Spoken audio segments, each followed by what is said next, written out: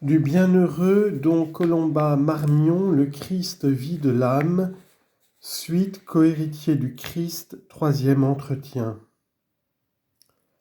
Il y a plus encore. Nous jouirons de Dieu dans la mesure même que la grâce aura atteint en nous au moment de notre sortie de ce monde. Confère 1 Corinthiens 3:8.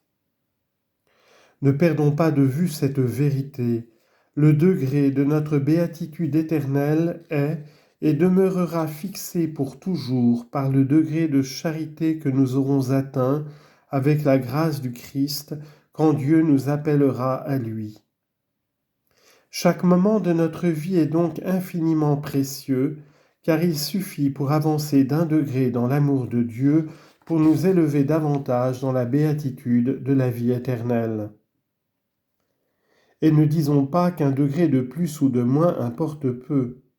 Qu'est-ce qui importe peu quand il s'agit de Dieu, d'une béatitude et d'une vie sans fin dont Dieu même est la source?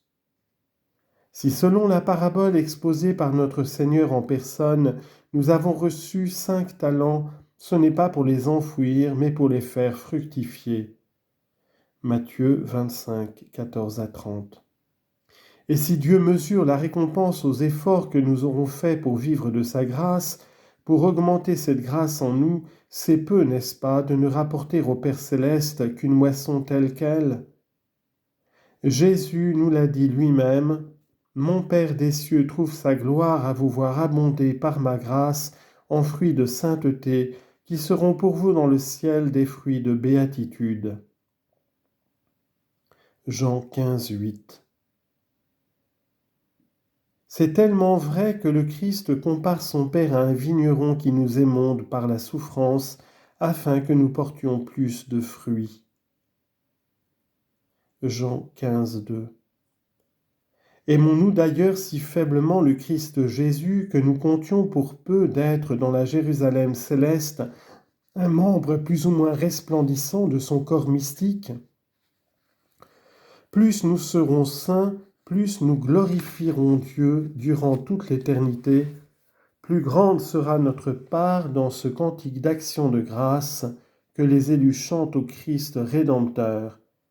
Redimistinos Domine. Tu nous as rachetés, Seigneur. Veillons donc à écarter sans cesse les obstacles qui peuvent diminuer notre union à Jésus-Christ. À laisser l'action divine nous pénétrer si profondément, à laisser la grâce de Jésus agir si librement en nous qu'elle nous fasse parvenir à la plénitude de l'âge du Christ. Écoutez les pressantes exhortations que saint Paul, qui avait été ravi au 3e ciel, faisait à ses chers Philippiens. « Pour vous, leur disait-il, que j'aime avec tendresse dans les entrailles de Jésus-Christ. Je demande à Dieu que votre charité abonde de plus en plus, afin que vous soyez purs et irréprochables jusqu'au jour du Christ, remplis des fruits de justice par Jésus-Christ, pour la gloire et la louange de Dieu. » Philippiens chapitre 1, versets 8 à 11. Et voyez surtout comment lui-même se montre un admirable exemple de l'accomplissement de ce précepte. Le grand apôtre est arrivé à la fin de sa carrière. La captivité qu'il endure à présent à Rome a suspendu le cours des nombreux voyages entrepris pour répandre la bonne nouvelle du Christ. Il touche au terme de ses luttes et de ses travaux. Le mystère de Jésus qu'il a révélé à tant d'âmes, il en vit si profondément qu'il peut dire à ces mêmes Philippiens « Le Christ est ma vie, et la mort m'est désormais un gain. » Philippiens 1, 21. Cependant, continue-t-il, si en vivant plus longtemps ici-bas je dois retirer du fruit, je ne sais que choisir. Je suis pressé de 2 côtés. J'ai le désir de mourir et d'être pour toujours avec le Christ, ce qui est de beaucoup le meilleur, mais il est plus nécessaire que je demeure encore sur la terre à cause de vous, pour l'avancement et la joie de votre foi. L'apôtre rappelle alors combien il a méprisé les avantages du judaïsme pour s'attacher uniquement à Jésus-Christ, en qui il a tout trouvé, car rien désormais ne peut les séparer du Sauveur. Et pourtant, voici les paroles qu'il écrit. Ce n'est pas que j'ai déjà saisi le prix, la couronne qu'on donne aux vainqueurs après la course, ou que j'ai déjà atteint la perfection. Je ne fais qu'une chose, oubliant tout ce que j'ai accompli jusqu'ici, me portant de tout moi-même en avant, je cours droit au but pour remporter le prix auquel Dieu m'a appelé d'en haut en Jésus-Christ. Philippiens 3, 12 à 14. Ainsi saint Paul voulait oublier tous les progrès de sa vie passée pour tendre avec plus d'énergie que jamais vers le but éternel. Puis voici qu'il exhorte ses fidèles à le suivre. Vous aussi, ô frères, soyez mes imitateurs comme je le suis du Christ.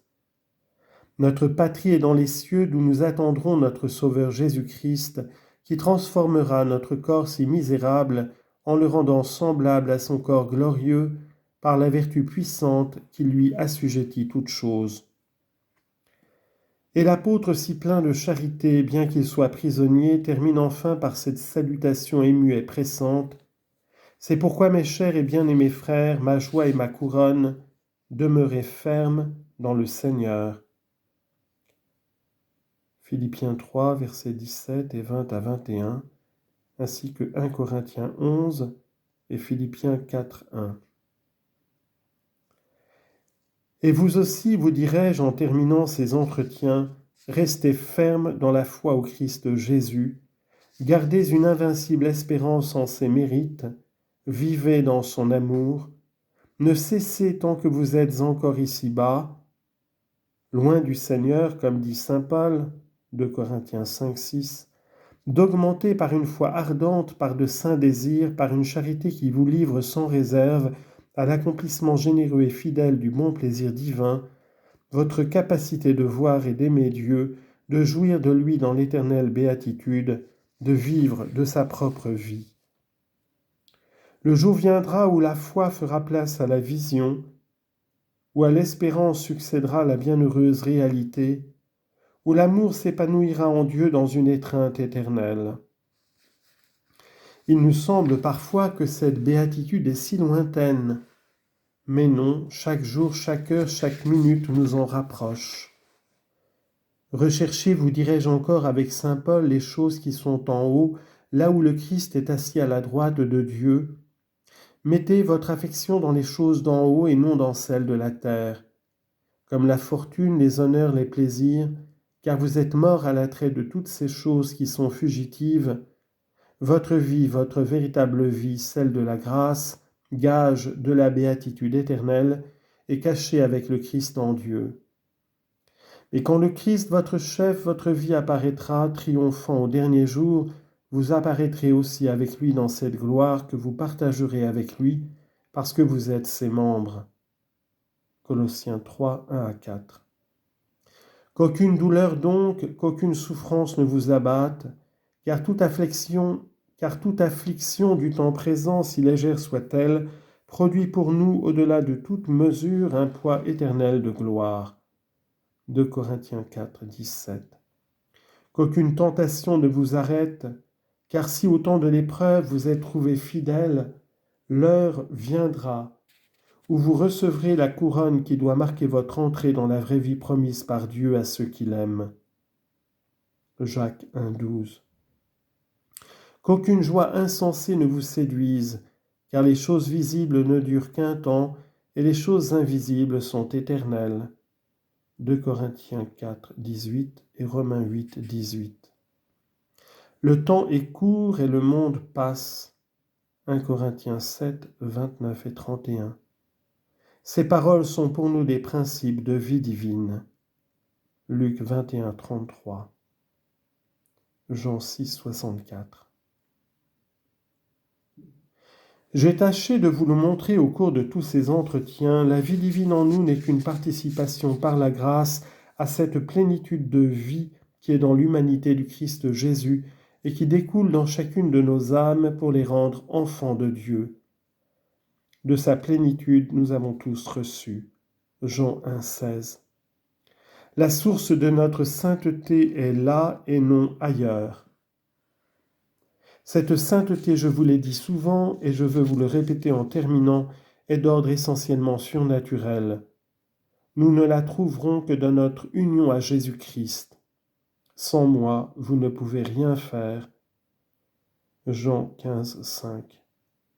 Tous les trésors de la grâce et de sainteté que Dieu destine aux âmes se trouvent amassés dans le Christ Jésus. Il n'est venu ici-bas que pour nous en faire part avec surabondance. Je suis venu pour qu'ils aient la vie et la vie en abondance. Le Père éternel ne nous donne son Fils que pour qu'il soit notre sagesse, notre justification, notre sanctification, notre rédemption. 1 Corinthiens 1,30, notre vie. En sorte que si sans lui nous ne pouvons rien, en lui nous devenons riches et rien ne nous manque. Ita ut nihil vobis decit in ulla gratia. 1 Corinthiens 1, 7. Ces richesses sont incompréhensibles, dit saint Paul, parce qu'elles sont divines. Mais si nous le voulons, elles deviennent nôtres et nous nous les approprions. Que faut-il pour cela? Que généreusement nous enlevions les obstacles, le péché, l'attachement au péché, à la créature, à nous-mêmes, qui peuvent gêner l'action de Jésus-Christ et de son Esprit en nous.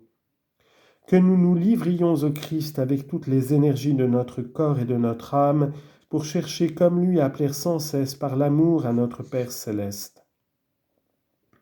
Alors notre Père des cieux reconnaîtra en nous les traits de son Fils bien-aimé. À cause du Christ Jésus, il mettra en nous ses complaisances, il nous comblera de ses dons. En attendant que vienne le jour 3 fois béni où nous serons tous ensemble pour toujours avec le Seigneur, le Christ Jésus, notre vie. Cum Christus apparuerit vita vestra tunc et vos apparebitis cum ipso in gloria.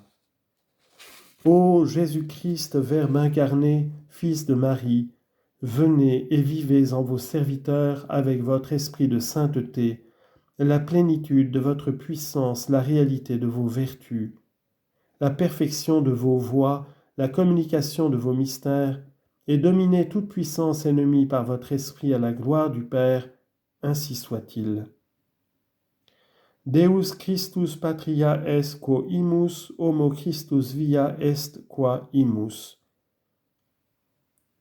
Citation de saint Augustin.